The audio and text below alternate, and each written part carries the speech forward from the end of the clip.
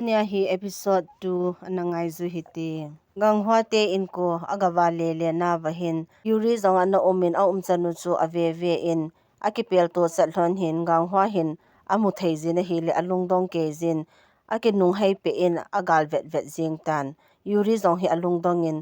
bu hung hi ho cha song hol achu in hi le mi ho zong hin a hin tat kha thei ta in ama zong hin min ei mu thei nga ma hita dem ti hin alungdong ke jin aning khat na hin agadingin lungdong ta ena umin hi le numei thum hin chinu hi angol thim hin te tin a hau pi ovin ama zong alungdon manin aga che nei mu thei ovam ati na hi le khat ho hin kili sa ta hona hi lo lo in hin hau ta win yuri zong alungdong ke jin ole mi him ta ta hi ka kisu ngam hita matin alungdong ke je ama zong mu khat na hin atobin na hi le aki gel gel jing tan chiwang hi aji khat wang te te ding a hi ati in nidanga dap he khalo nu chun dap a hin sa thei ta in mi in amu theiza mi hem ta bang aso thei pha chun ama zong hi akipa the jing tai mi hem ta bang aso ta ji chun aman zong dap ho hi a hetan aji pa to akipel to pe na a hin nung vet pe cho gela hi le ei mu thei hitan te ti cho gelin mi hem bangin gilkel zong a hin hetan agil akelin ama zong hin ipiti dan momong a hidi o ati in chunglang chu ave in kigel pum chun ada to bin hi le saman no hin satin a hin khu pi in mi hem ta bang aso hi aman zong a he in da min na mat ding a he ati in yuri zong akipa be se nin saman no chu akoi jing tai saman no umna in a chun a chi hlonin yuri in zong thu tampi hi adongin aman zong athil to ho chu asejin chuting le alungdon mana amu ka a pathin ko ma ki phina ipibola kachan no hin mi thaga ho hi amu thei kho kho ngai ham hiti ding hi ma het leng so na ka hung to ding a hita in ipibola kachan no hi ka khoi thei lowa ka tham thei lo ham ebola hi tabangkin ka bol thei lo ham atia pathin ko ma akiphina pathin atai tom chu saman no ko ma sejin hi le saman no in ipi lom lom na ga bol to a hitia hi hung thei na hi ham ati in yuri in hi lo le chi ji a chu mi him ka hung su a hi dem chi hi thil tha su a hi in ki pa man hin ti ati in hi le saman no in ki pa man ding in ki nem hi in thagaw kha chu ahong tha pin ki dinga hi le phata ajats ki bola hi in ni som li le ko hi phata ajats ki bola a chandung zuya atha pin ki thei lo chu chunga pan jas a bol ji a hi in hi tabang pha chu na chan a hi chunga na chi to ka ni som li le ko na nei jin chika ana din mun na lung lo ki na hi le mi hem banga na hin thei ding a hitan achuti lawa hi le ipia na pin ki ding ham wang ka sei thei poi ati na hi le yuri in ipi na sei na ham ati in saman no in hi le chun hoi lai din mona na din ding ham na ji dinga aji nu na he ding na chanu dinga anu na he di chumi ati in yuri in mi amajine ta ipiti ka din mun kanung la thei ding ham ati na hi le saman nu in ka khola hele chiding bo chu a hi bove ati in a hi wanghin yuri in chiwang chu bol thei momong pong ka ti chunglanga ka chi to dinga iki ho to hlan hital hom ati in saman nu in a chi to di tho tho chu ipi bola chu banga boina na ga sim ham pi bo jong le chun ni som li le ko sunga hi na chi to thei lo ding a hi ati in yuri in chiwang hi punishment a hi bove ati tai minjung in a drawer sunga divorce paper asel chu a hin la do in ama hin ajipa ganghwa hi ki khen pi ding ati a hi alung set mo a hi pon thilgin aza phan hin aga thlei do zalin a hi le chanu hi achang se in nom ta in ana omin chanu hin a in sung wa pasal hagaw khat pa chu ave in anui nui jinge ganghwa ki silpe nin yuri amu chu agel gel jing tai yuri zong anu te ko mahin achi gon doorbell ame go na hi le ki phalam thimin ame pon aman zong ainu chu agal vet vet nin a o aza phan hin gang ta in a thlei do in kar pang khana hin aga ki sel tan aman zong gu thim chai na nu te chan chu agal vet vet nin anu ho hi evening walk achi ahong ki le pe no a hi in awi chaw hin mun khat hi a hap hap jing tai na hi le yuri hi aki selin anu hin ipi a hap hi diotin alungdong ke jin apa hin meng cha khat to hin a talu tawte ati in ui cha chu ada dan akai lut ovin alut ta ve alut chai hin yurin za an ko te chu ave in alung hel ke je aloi nu restaurant hon na hin chabi koina he ji chun akila in alut tan lim ho chu aki koi chop de du in hi la manjong phata in agol pha in ama jong chi na ding a het lo ji chun lai chun a to danin ka chan wang hi punishment a hi mo nge tin agelin mi ina mu thei pha hin achanu hi dei bangin aki mu pi thei tapon angai hle e jingka hin aloi nu restaurant achun agalu de na hele lim ho chu ave in phate ta a aki koi phat cho mu phan hin amanjong aging mo tan asum koi na cho ve na hele sum chu na ki gumang in hele ama hin ajipa hi ango in ajipa hi fan abolin kasum nagu e ati in ajipa in khota nang sum hi zat khat chu ka gu di hamtin aloha nge yuri in aloi nu sum ala do na achu ne the ane in hele ganghwa o aza pha hin gang chal hin mu khana hin akisel tan ganghwa in jong lai mun achu ne the achopa in ama jong duty ading in achi pe tan achi do pha nin yuri chu hong da do in ave na hele ganghwa in ai card da dal ha chu amudo tai ganghwa in x-ray khan hi ave in hichi patient chapang pa ko ma chun na beri chep na nga ding a hi ati in hele khate ni nu cha jong chu alung dong ke hlonin ganghwa in a hi lowa hele na in sungu wa beri chep umam ati in nurse nu hin doctor pa hin midanga to het khel hin ti atitan ama hin yuri amudo apan hin agel ji hin alung hi imacha chan alung lu thei tapoi bu aga ne pe nu hin bu se he ki la ta na hi le khat no jong hi alung dong ke yuvin akonga chun me jong au umpon a sei pi pha no hin aman jong abu chu tham khat ala do in bu ane pe no hin aloi ho jong chu aki holim vi anui vin na hi le ama hi aki gel jingin aloi pa jong hi alung dongin ipina gel jing ham ati in nurse nu hin tu ni ni hlum ke jin bol khil ngan chang na nei jin na ai kar jong na hin ke man sa ki ne chapang khat ko ma na beri chep jong na nga ding a he ati pi ki ne ati in a hele aloi ho hin anui sa dovin ganghwa in mi hi ake lo ta thei dem ati in a hele nurse nu hin twins a hi ngal lowa hele kilo ponte ati in ganghwa in aloi pa ko ma nangin jong hi tia chu na gelam ati in a hele an ane khom pi aloi ho jong chun chipa hi piti hi di oti win lung dong tan ave ovin a hele ganghwan jong akong akela in achi do tai yuri in ai card cho choi jin lampia hin achi phei na hele pasal khanin cycle a hin tolin ata kha di chat pha chun khatpa jong cho ki khamin na lampi ji na din na vet lo hamati in a house in a chi pe ta na hele yuri jong cho ki phalam ke je bas khan hong thlei phei chani na hele aman jong adal zalin masanga ta banga chu lu di ati le alu theilo phan hin ama jong akwa langa pat chun alut tan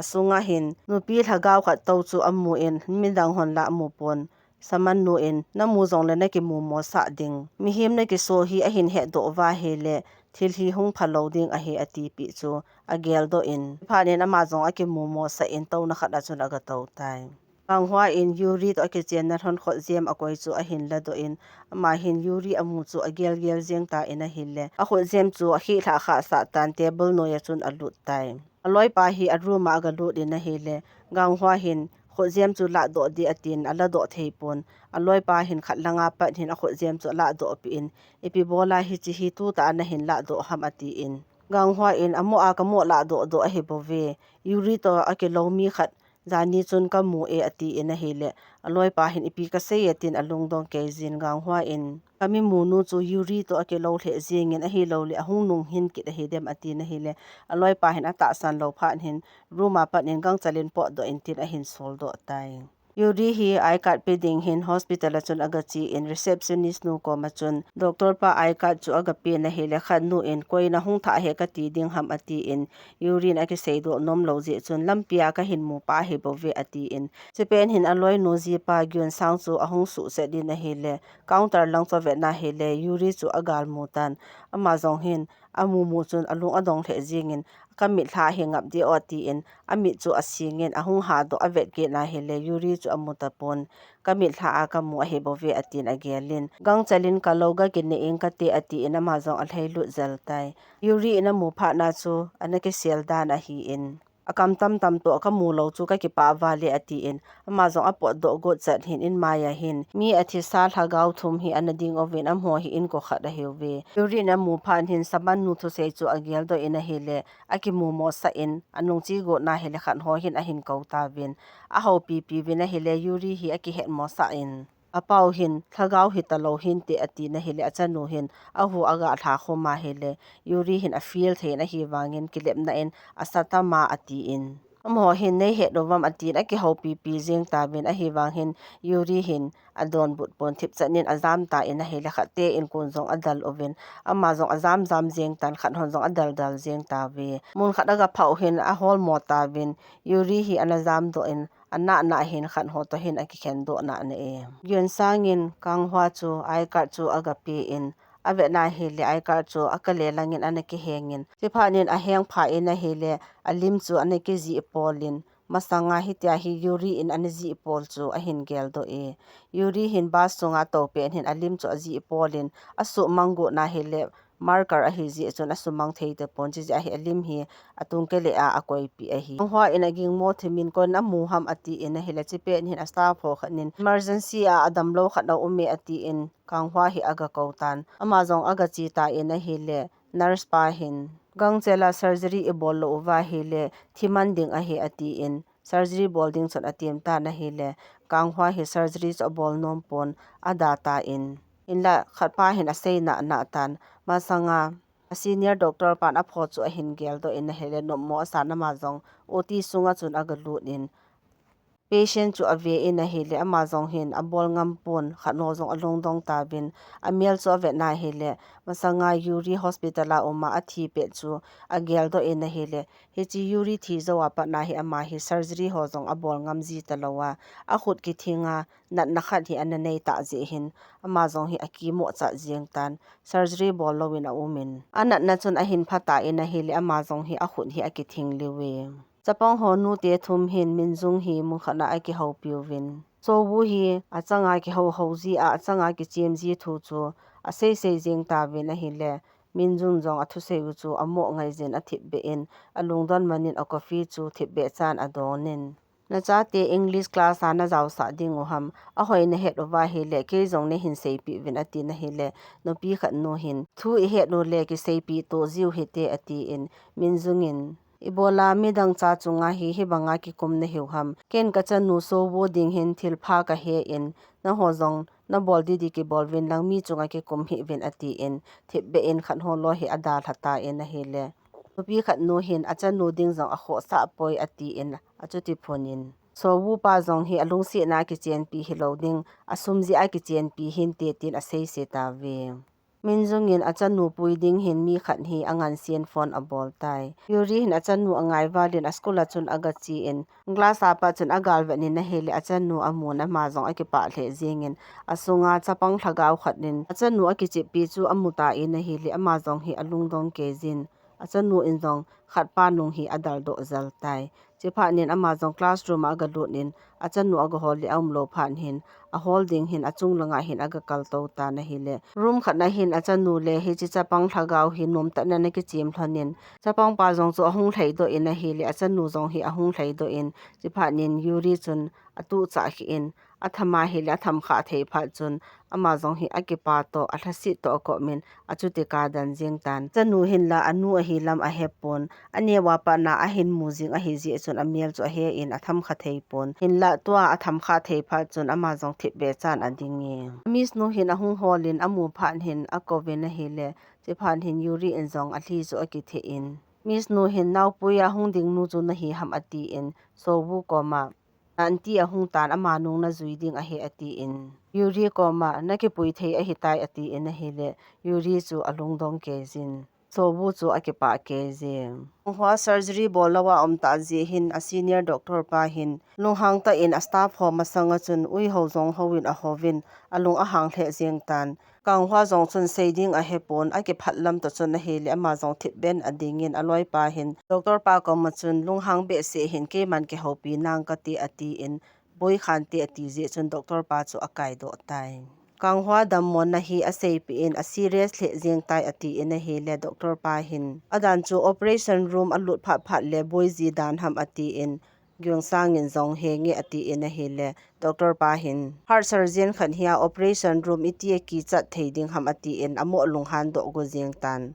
bola nei masai pi loham kum hi zat pi hi a khot ka nango ngo jingin nei masai pi le chun a phat cha a ki zan theiding hi chume ati na hele gyon sangin a ki zen nompo in ken jong vel tam pi ka sejin lobe ne in ka tia hele a lo chal he jingin ama hi ki zanding zong anom pon vet le ima ti lo zia mi hin adam a hi sa o he ti pi tai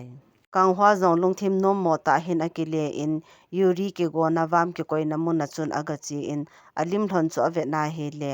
ai ka na ki ji tabanga aji pol chu amu in chiphanin aman zong ai ka tu chun avet ka na la ke bang chanin masanga hi yuri adam laya alim thon hi anaji polin kang hwa in naw nei ta dinga chapang tabing na ki chi mi ati na hi le yuri in ichan no hung pen pha le mazo si ka sei pi ding a he ati in chiphanin kang hwa in strawberry ka cho pi ding na hetin azoli na hele yuri hi alungdam na na in hi cho chu agel do in na hele ama zong hi alung a hel the jingin chipen hin azino minjung hin a hin phon chenin a hi wangin a phon chu alapon alim thon chu ave ve in chamkhat pi adin zo hin ama zong achi do atai yuri in achanu hi akai jin inading in apui pheitan achanu atham theita ji hin ake pa hle jingin achanu zong hin anewa pa na a hin mujing sa hi ji hin angai ji yuri in achanu chu ave in namel a hoi hle jingi ke hi koi ka hi nei he nam ati in a hi le achanu in he nge ka he e ati in chiphanin yuri in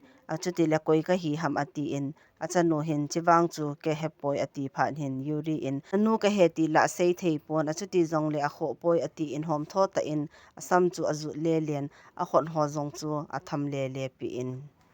avai geitan in achi ta hite ati in a hele achanu hi ading danin yuri in ipidana chi nom lo ham atin achanu hin pak lang chu ave ve jingin a he them phan hin aman zong nai ke chi pa nom ham atin na hele achanu hin henge ati tai anghwa ahung pon hin aman zong ajinu minjung hi phone abolin minjung in so hu ka hol mo e ti a hin sei pi in school ga chia hele so hu hi an lo a hi phanin lampi ko ma pak da dung chu a hol le le ta in kanghwa in zong muntina pa ho cho ga hol le le in lampi donga amu amang ho cho adongin a hol wang hin amu zo pon alungim the e yon sangin ajinu ko ma kanghwa in yuri tabang amu hi le kilomin aka le hin agel do zap ji hin te ati na hi le jinu hin ken zong lampi donga yuri to ke lo ka mu a hi le kadip aphodot dot ji e ati in yon sangin kanghwa in yuri hi hung hing do kit hin te tin agelin ichipa pi hi ipi ilomo mong ding ham ati in he le ajino hin yuri a hing do kit theidinga agela he le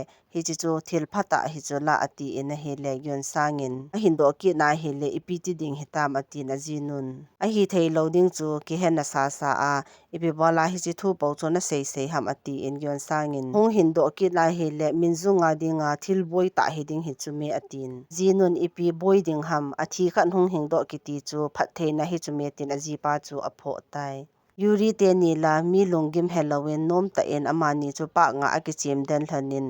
manjong swinga chun ason le le in a ha so thimji chun so wo hi tola athu in a hi le a khot hi akisu kha in ama jong hi akap jing tan a khot ki su kha chu amu phan hin ama jong hi ati azawalin ai to chun a hi le keimo a hetin a koizin akap tai kanghwa in hi chelai pak chu aga hol ta in agal ve na hi le yuri hi agal muta in ama jong hi alung dong kezin ata san be se loje chun all in aga nei pheijin na hi le yuri ta be an hi phan hin ama jong hin seiding halloween amo vet dan jing tan yuri jong akap pom poma hung da do le kanghwa chu amutan athip chenin kanghwa jong chun thip chenin ave in alung dong kezi episode 2 iseyo he chan hin anachai taute